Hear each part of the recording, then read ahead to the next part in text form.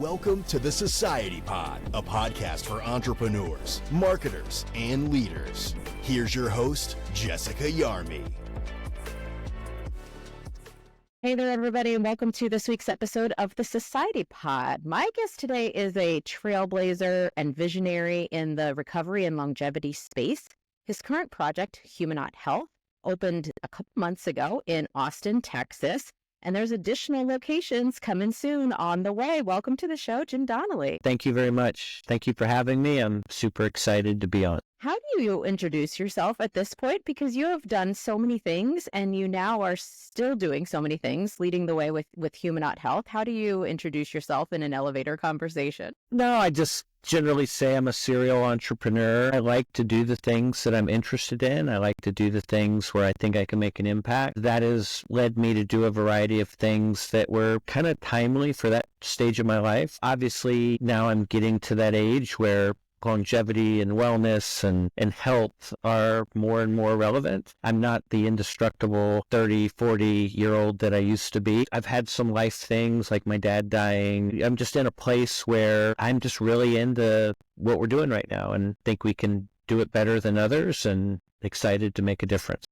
So what are you doing with Humanaut Health? What is this new concept that you have cooking? Yeah, so Humanaut Health is all about health optimization. We're an omni-channel offering, so both virtual and at retail. A person would come in and we would be able to help them holistically with all of their health and wellness needs. So we would start by doing very deep diagnostics, 100 blood panels, a bunch of different scans, everything from a full body MRI to a DEXA scan. We do movement diagnostics, we do gut health, we do epigenetic, genetic testing. I can go on and on. But the point is we gather a ton of data so that we really know a person. And then based on that, we can help them with a plan that addresses all the fundamental aspects of health and wellness. So movement, nutrition, sleep, stress, cognitive health. We assign a coach to help you with behavior change, and then we monitor your progress. We focus on the most important things at the time. When we make progress on that, we move to the next things. We don't try to do everything at once. And then we can get into some really specific stuff like sexual health, menopause for women, joint pain, metabolic health, health span. They're very visceral to people. These are the things that you wake up one day and you never thought about menopause, and then you're a 50-year-old woman and that's all you think about. You never thought about joint pain until you can't do the things you love. Obviously, everyone's thinking about health span. How do I enjoy more years of my life? But the cool thing is then we have this toolkit of all the neat stuff. So we can utilize hormones, peptides, stem cells, all the other exogenous molecules like supplements and prescriptions. Our toolkit is very broad and deep, so we can create really great results given that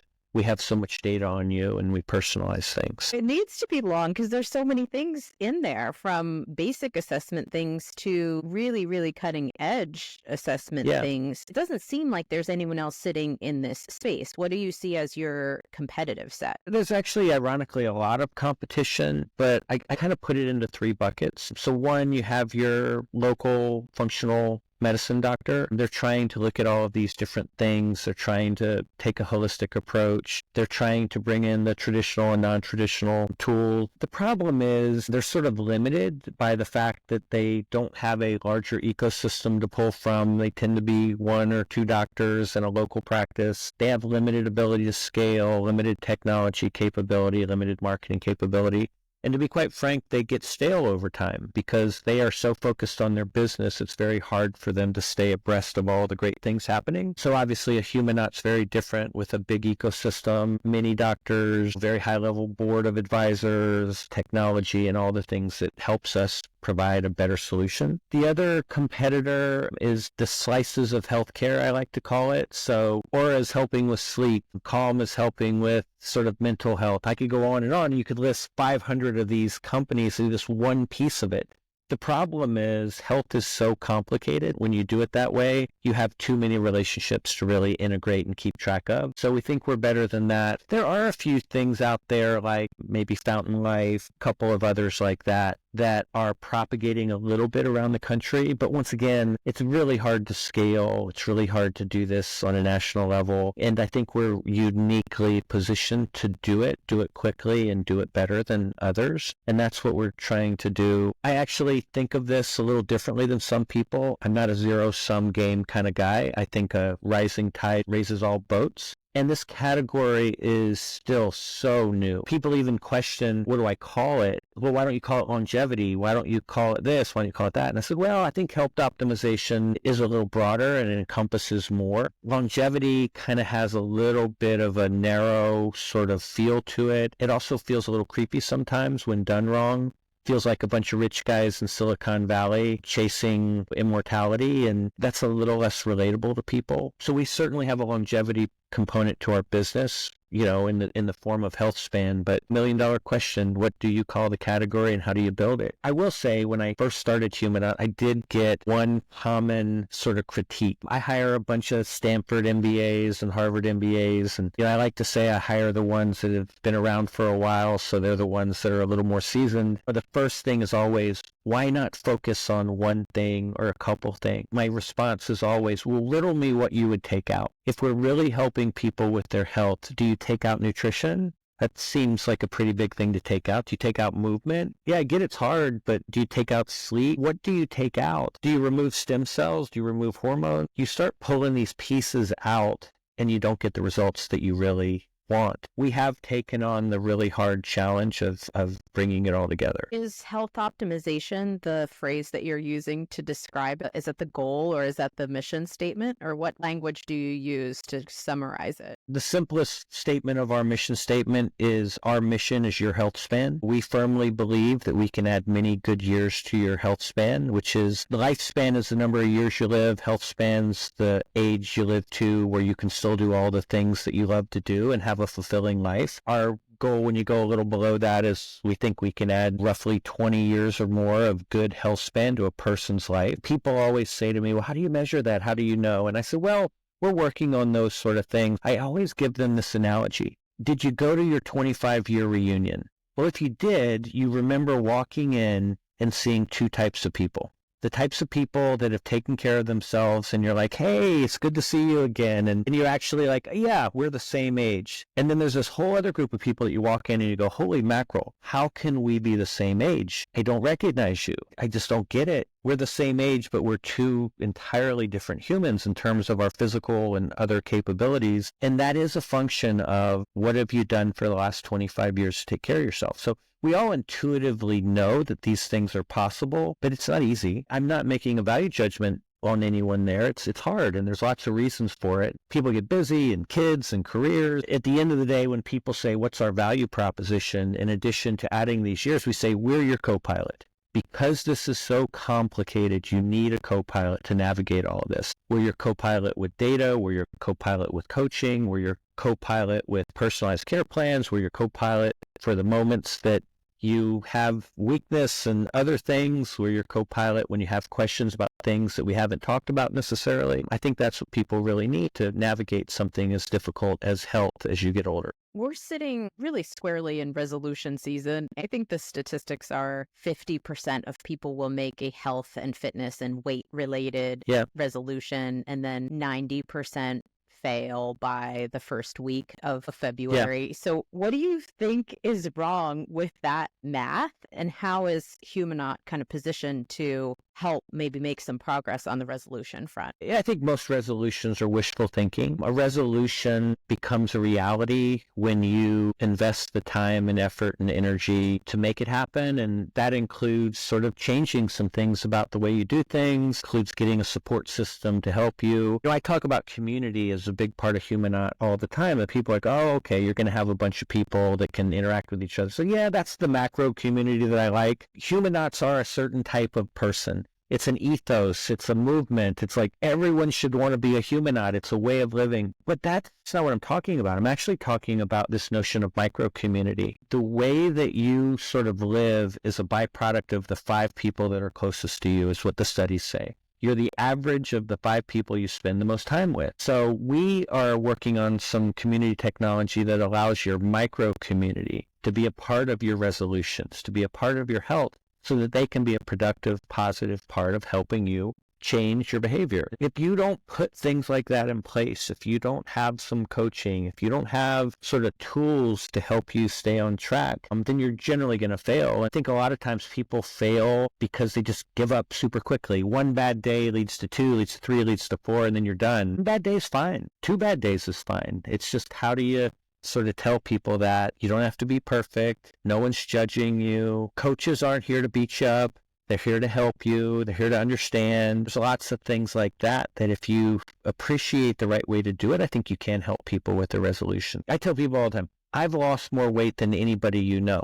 The flip side of that is I've gained more weight than anybody you know. So I'm one of those who's kind of going up and down. I am an imperfect carrier of this message, but I am deeply into what Humanaut does. I am a member. I am doing it. And I was shocked at the things I learned about my health when I got into all the data, things that are precursors to some really bad stuff, things that I took for granted for many years. Even the 20 pounds of extra weight that I carry, kind of look in the mirror and rationalize and say it looks good on me because I'm also very muscular. But it's like, no, it's time. And I had a member the other day tell me, Jim, you're my inspiration, but you can't be my inspiration unless you lose that 20 pounds. I tell you what, that probably will keep me more on my New Year's resolution than anything else. That stuff is powerful. You got to create your own version of that, and you got to find your why. I've always said, if you can't find your why and make it super important,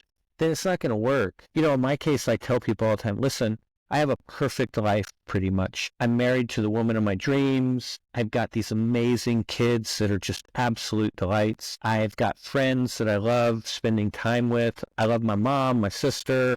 All of that's great. I'm working on things that really give me like a great feeling of purpose. And I can do everything that I want to do physically. I even joke like, if I'm 15 pounds heavier, I don't sort of have less physical interaction with my wife, and if I'm 15 pounds lighter, I don't have more. And so it's like, riddle me what my motivation is. To be quite frank, that's hard. So I've got to find my why in the middle of that context when things are pretty good. Now, what has become my why is the data is telling me, Jim, red lights, red lights, red lights. It's coming. It's time. And you do have this sort of multiplier effect of every month, every year you ignore it, you're digging yourself a bigger and bigger hole. Even a guy that's building something like Humanaut, and you see it with CEOs all the time, like, you got to look in the mirror and you got to take care of yourself too. I'm certainly trying to do that. Well, and so much of health is things that you can't see. It's below the surface kind of things. It's blood pressure kind of things. Yeah. It's mental health kind of things. And to tie in the workload that you're taking on trying to launch this and build this from scratch, it's not just about the weight that you can see. And I think a lot of the fitness industry falls into this trap too. Let's micro focus on the scale, or let's micro focus on our wearable data, how many steps we've taken, when it is such a bigger picture of overall health that we need to give people as a good starting place so that they know, maybe I haven't moved the needle on the scale, but I've moved the needle on these other important health markers. You can make progress in more than just scale-related ways. And I think that's one of the things that sounds so interesting about what you're doing, is kind of taking that complete picture of someone's health and kind of giving them, here's where you are right now as a starting point. Well, I think people get way too myopic about how they measure things, and I think a scale is certainly one of the measurements. When you talk about all these other things, if you have too much stress, if you're not mentally in a good place, it's actually incredibly hard to lose weight. So these things are all related. But that number on the scale is actually tied to not just one thing. It's tied to a lot of things. I would say my single biggest problem is managing stress. Until I manage stress well, I won't have an easy time losing weight. So my myopic goal might be, hey, I want to lose 15, 20 pounds, because that's easy. But it's all this other related stuff, and it's hard. That's what also makes it super rewarding. I've seen many people at scale whose lives we've changed. It's certainly happened at my health clubs, which I've owned for over 20 years now. I saw it at Restore. I obviously see it at Humanaut in an even bigger way. I tell people all the time, I could not have started at Humanaut. Those health clubs that I've owned, if I hadn't done those, I wouldn't appreciate so much about fitness. We did a bunch of med spas in Charlotte as well. If I hadn't done that, I wouldn't appreciate subtle things about how people's self-perception of how they look is very related to how they feel in terms of health. And these are all lessons that sort of built on top of each other. Restore is sort of elementary school level sort of wellness. Everyone's got to go to elementary school. That stuff's foundational. It's important. But you don't jump into your PhD. Humanaut's like my PhD of all this. It took 20 years of learning and grinding to get to the point that we could synthesize all of this stuff. This is the hardest thing I've ever done. It's the most stressful business I've ever built. But it's also, I think, going to be the most impactful. It's going to have the biggest impact to society. I see our members coming in, and we're going deep in these really, really, really big issues. And we think about it a little differently. I always use the example of hormones. We have a lot of men that come in for hormones, and I think a lot of people equate like men's hormones issues with sexual health issues. Like, I want to take testosterone so I can do more of X. Our first question when a man comes in is, where's your partner? Where's your wife? We don't want to fix you if we don't fix your partner, because we're creating societal harm. Because I know what that looks like. I know what that causes. I know what that creates. We're not just trying to solve these individual things. We're trying to be more thoughtful. We're trying to think of your ecosystem. We're trying to think of all the things that you should think about, because if you don't, there are some unintended consequences. I'm not saying that we're going to always get it right, but we're certainly going to try. So you opened the Austin facility. How many services are being offered there? It seems like as you're talking, it's in the 30s. Is that a good, rough estimate? It's more than that. We have in-clinic services. We do things like ozone. We do things like methylene blue. Also, we have what we call a movement gym, where we do all these movement diagnostics, and you can work with a personal trainer around VO2 max testing and VO2 max training. I could go on and on and on. We have things like PEMF and shockwave, obviously stem cells. It's a lot. And within each of those categories, there are multiple things that you do as well. I think the last number I got was 76 different things. That's crazy. It is crazy. You can put it in buckets, and then it sort of gets more specific within the buckets. Mm-hmm. And once you're in a bucket, you tend to do a cluster of things. But once again, we get real problems. These are not trivial things. Take joint pain, for instance. There's a lot that goes into joint pain. The obvious thing is, well, let's jump right to regenerative medicine. Well, let's not start there, actually. Let's talk about what's causing the problem. Is it a movement issue? Okay, let's address that. Is it a weight issue? Let's address that. Something that regenerative medicine can help with. Great. Let's try shockwave as a precursor. So the idea is, let's do the least invasive things first before you get more and more invasive. And my sort of construct with joint pain is, let's try at all costs to avoid getting cut, to avoid a surgery. To the degree we can't, one day you may end up there. Start with the least invasive and work our way up the food chain. You'd be shocked at how many times you can actually help someone with that approach before going straight to what I would call the most extreme option.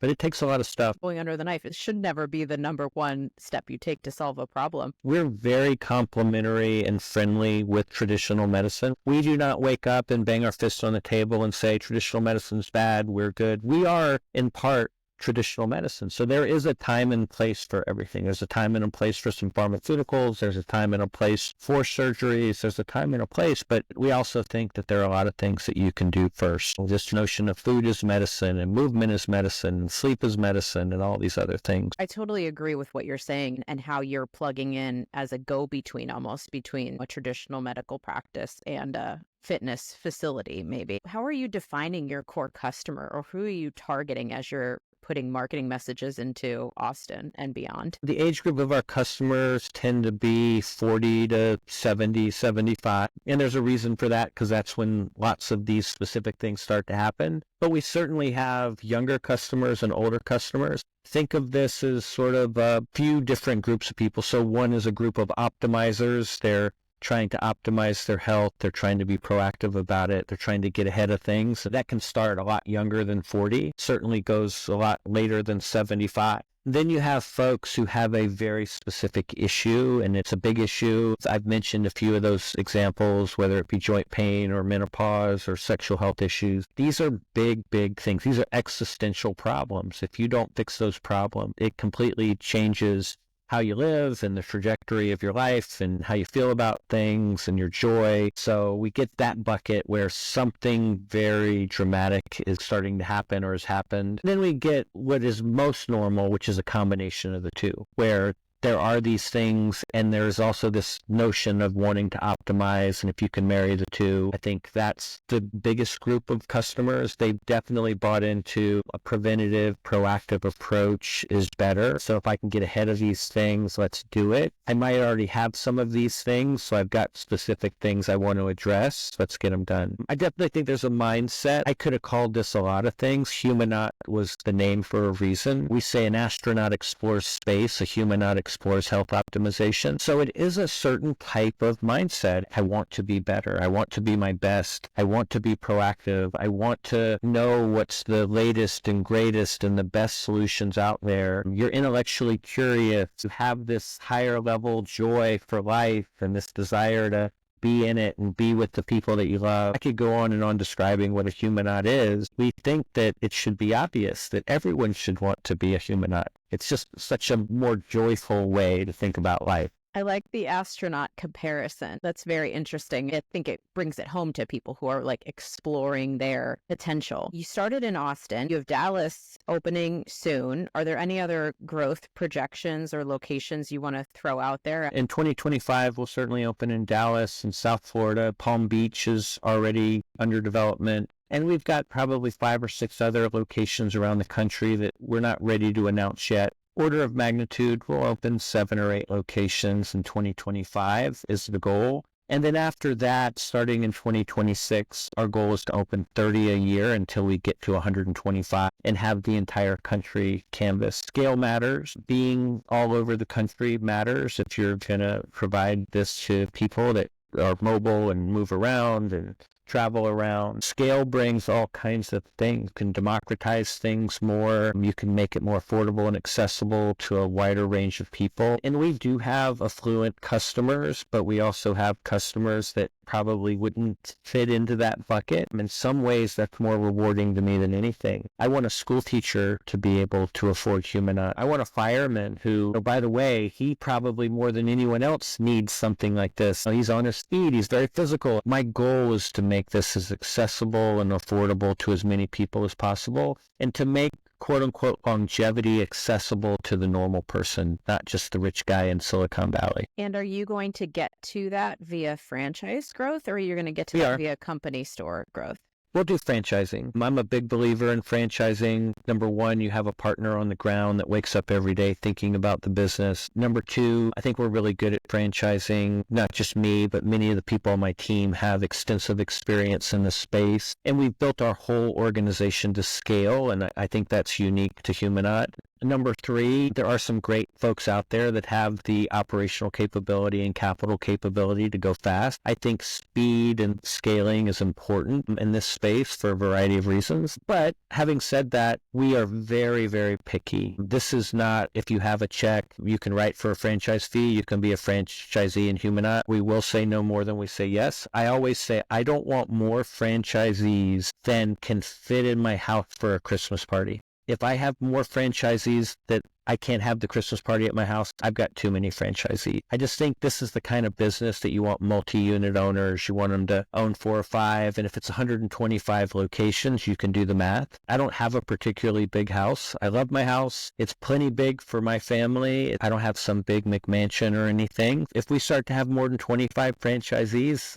I'm going to have a problem. I also think there's connectivity in a franchise system. When you have a smaller number of franchisees, they can rely on each other, they can communicate more easily, they know each other. That all comes from sort of learning from earlier efforts. I think that's a big part of it. I also think that taking the complexity out of the operation for the franchisee is a big thing that we've learned and are manifesting in Humanaut. So we will take on the most complex things and centralize them so that the franchisee can focus on their sort of four walls and the easier things. That is 100% a byproduct of having done franchising before and wanting to do it a little differently. You know that world too. You get the wrong franchisees, it's horrible. But it is such a powerful way to grow as long as you have the right people aligned with you. So if you're someone who's listening to this and you want to be a part of the Donnelly Family 2025 Christmas party, invite to Jim's house. I'll link all of the Humanaut information into the show notes so you can inquire. Maybe you'll get that Christmas invite for next year. Zooming out from Humanaut, are there trends that you're watching in the health and wellness and fitness space that are interesting to you heading into the new year? This change in mindset, because of the information that's out there, the Andrew Hubermans of the world, the Peter Attias of the world, all the podcasts, I would say, like, for instance, Amy Killen, who's our chief medical officer, she's an expert in hormones and women's health and sexual health. They're out there, and more people are listening to them, so they're more open-minded. And I think the big sort of overall trend is they're more open to alternative approaches. For better or worse, they're skeptical of the traditional sources of information. They're skeptical of their traditional doctors. They're incredibly skeptical of the pharmaceutical business. They question institutions like the FDA and the NIH and all these government organizations that used to be the source of truth. And I think that is the big thing. Now, here's the problem. Where do you go to get the right information when, we're talking about biology, not physics? Physics is very specific. It's a bunch of formulas. Biology is a little more amorphous. And so what's right and what's wrong? And so I think that there's this quest for information, but there's this problem of where do I go that's reliable? I would actually say if you're going to a source of information that falls on their sword, that they are 100% right, always, never wrong, I would question that source. I give a little credit to Peter Attia around that. I've heard him say many times, 5 years ago I thought this, now I think this, and here's why, because it does change. So make sure you find an information source that is a little more vulnerable and can sort of evolve as new information comes out. I also think that people are looking for a magic pill still. That is just inherent in humans, and the GLP-1s are a classic example of that around weight loss. By the way, I'm a big fan of GLP-1s for the right person and in the right context and for the right amount of time. I'm very afraid of the long-term impact of people that aren't really obese. They're using it as a cosmetic thing to get that last 5 pounds off. I just worry about the implications of that. But that's an example of just an amazing tool that didn't exist even 5 years ago. So more and more of that, I think, is going to become available. And so which ones do you pursue? Which ones do you jump on and when? At Humanaut, I say we do not want to be cutting edge. We're leading edge. We're generally not going to be first, but we're going to be early, and we're going to have our sort of what we call road marks or breadcrumbs that lead us to the right conclusions. It's always going to include science. It's always going to include data. What level of science and data? If you waited for everything to go through double-blind studies at the FDA, you'd be waiting for decades for some of the biggest breakthroughs in humanity. So we think we strike the right balance and help people navigate that. Well, and you mentioned your coaches, and I think that's a critical part of all of this, where you have more information at your fingertips, whether it's podcast information or whether it's wearable information, or, your own personal data around your health and wellness, to have someone be a aggregator of all of that information and say, here's a good path for you, and you don't need to pursue everything, but here's the top 3 things that you should pursue. It's one of the most ironic parts of wellness right now, I think, is we have more tools than ever before. Yet as a country, we are more obese and less healthy than ever before. And so I think having a guide through the exploration is critically important. And I think that will be one of the things that really sets Humanaut Health apart from other offerings. We get asked for the cool stuff all the time. Everyone wants the cool stuff. And the example I use, I think Peter Attia coincidentally uses in his book as well, but I'll have friends that come and ask me, what is the thing I should take? And they'll use examples like rapamycin. I'll say, listen, there are a lot of studies that say rapamycin's great, but I'm not going to help you get rapamycin right now. And they'll look at me almost hurt and they'll say, Jim, why would you say that? I'm your buddy. I'm your friend. And I was like, because I can look at you and tell that you have bigger, more foundational things to address before you go to the last 1%. That's a last 1%, 2% kind of thing. let's start with the foundational stuff, and that is sort of weight, nutrition, movement. When we get that down, we'll move to the higher level stuff in the last 1%, but you'll start with the last 10% before you get the first 90%. As much as people want to say it, movement is still, in my mind, the most powerful medicine of all. People underestimate sleep. The good news is more and more people are learning that sleep is way more important than we thought previously. Obviously, what you put in your body, I'm hopeful that the sort of new regime will make a dent in getting some unhealthy stuff off of the shelves in the grocery stores and that sort of thing. But we'll see. We'll try to do our part, and we'll see what happens with everyone else. We're very excited about this passion project of yours that you have going on.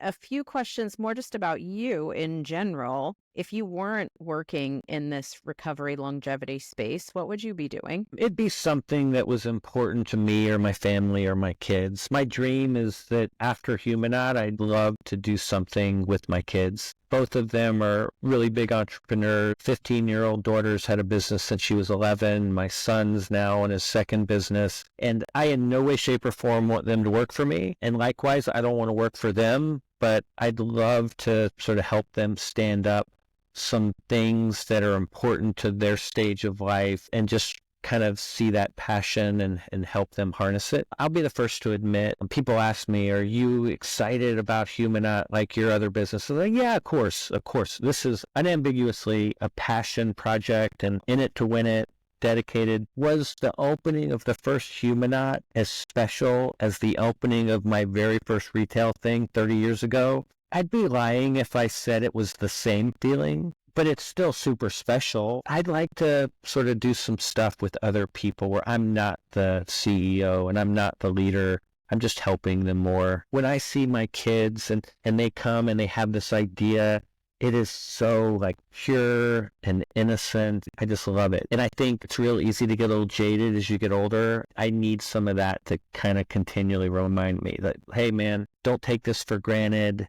Just because you've opened hundreds of something, it's still special. Sometimes you got to see it through other people's eyes to remind you. I don't know that I can continue to be the guy at the top too many more times. Maybe one or two, but we'll see. So you defined yourself as a serial entrepreneur. What number would you count Humanaut at in terms of like things you've started? That's probably 9 or 10. Mm-hmm. I've always on these podcasts, I've talked about my 5-year fuse and my 5-year philosophy on life. I think your life sort of operates in 5-year segments. College and high school, single for a certain number of years, you find somebody and probably wait a few years before you have a kid. And then your kid's going. For me, I have just always operated in these sort of 5-year phases, which doesn't mean that you don't go longer in some. I was at Restore for 8.5 years, for instance. But I'm just a big believer in that things change in your life and things that you are excited by and that motivate you change. And a lot of that for me has been driven by the phase of life I'm in. I did I Go, You Go, which won a Webby Award as the top travel site in the U.S., but that was because travel was so important to me as a military brat. I was still single. I did it with my best buddy. We traveled all over the world as a consequence of it. It was amazing. I don't have any interest in doing that right now. If you said I was going to be on the road, even in the coolest places in the world, 200 days a year right now, I would be like, oh my gosh, that sounds hideous. I like being home. That's what's most important to me, is finding the thing that I'm super passionate about, that I'm uniquely qualified to make a difference. And so there's a lot of ideas I have that I'm just not the right guy. Humanaut, for a whole host of reasons, I think I'm uniquely qualified because of all the things I've done up to this point. And a couple other things happened. Number one, my dad died of cancer. I saw him have 4.5 miserable years of living. I feel to my core that if I had had Humanaut at the time, I could have potentially saved him. I might not have prevented his cancer, but he would have known right up front super quickly that he had cancer, and we would have had a chance. So that kind of affected me pretty deeply. And then I got run over by a drunk driver.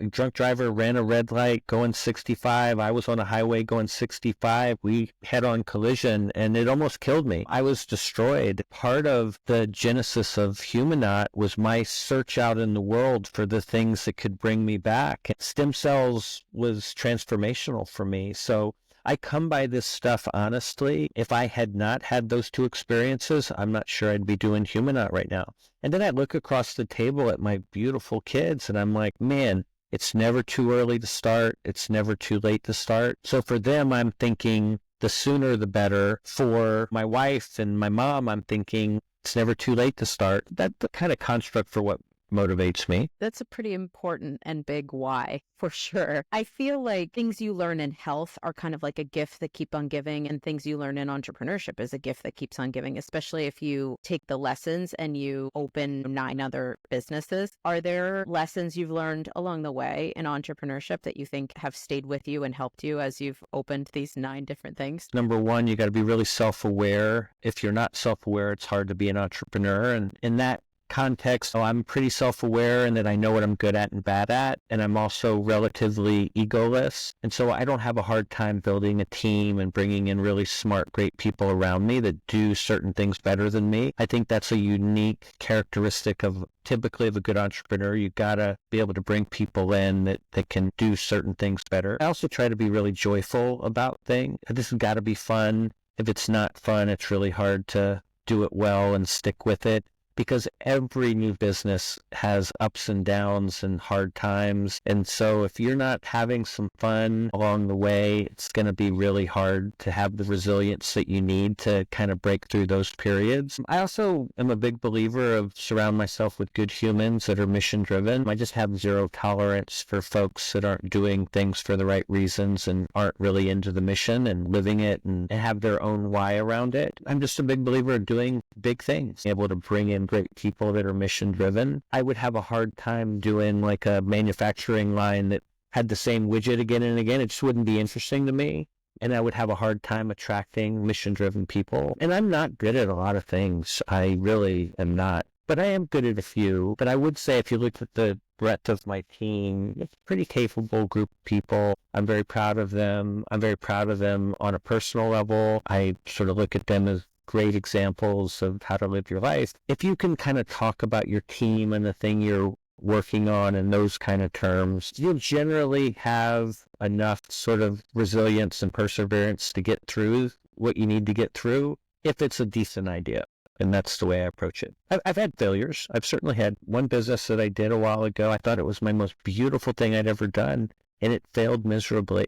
That's the final thing. Don't fall in love with your ideas. You do need to know when to sort of step away because it isn't going to happen. I've been pretty lucky. That's been the minority of things. Are there any resolutions that you have for 2025 that you want to share? I'm really leaning into this whole stress reduction part of my life. So I'm doing daily meditation for the first time. I think it's helping. I have reduced my heart rate. My blood pressure's a little better. Maybe there's a little bit more of a hop in my skip. It's something that I used to just take for granted. I never really thought about that kind of stuff. I'm reading the Bible this year. I said that I am going to get through the whole Bible. I've never read the whole Bible before. I've sort of seen little pieces of it and say it was very different than I expected. You start reading it and there's a lot of fire and brimstone and things I didn't expect, but also some sort of lovely stuff as well that kind of keeps me sort of focused on maybe there's a bigger reason to do things the right way than money. I wouldn't really say it's more complicated than that for me. How about you? You have a resolution? I'm always working on something, but I don't think they're going to be health related this year. I think maybe similar to you, they're going to be mental space related. Just how I am looking at my place in the world and just showing up more authentic, maybe like removing some of the garbage that's in the mental space. So I love that you're doing the meditation daily. I can't seem to get myself on that bandwagon yet, but we'll work on it.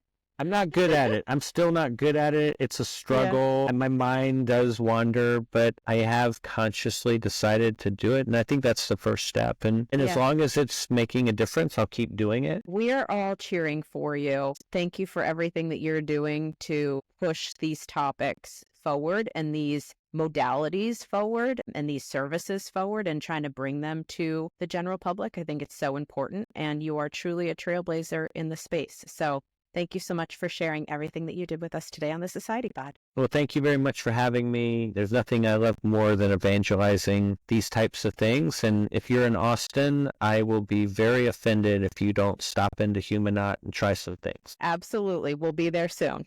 Sounds good. We hope you enjoyed this episode of the Society Pod.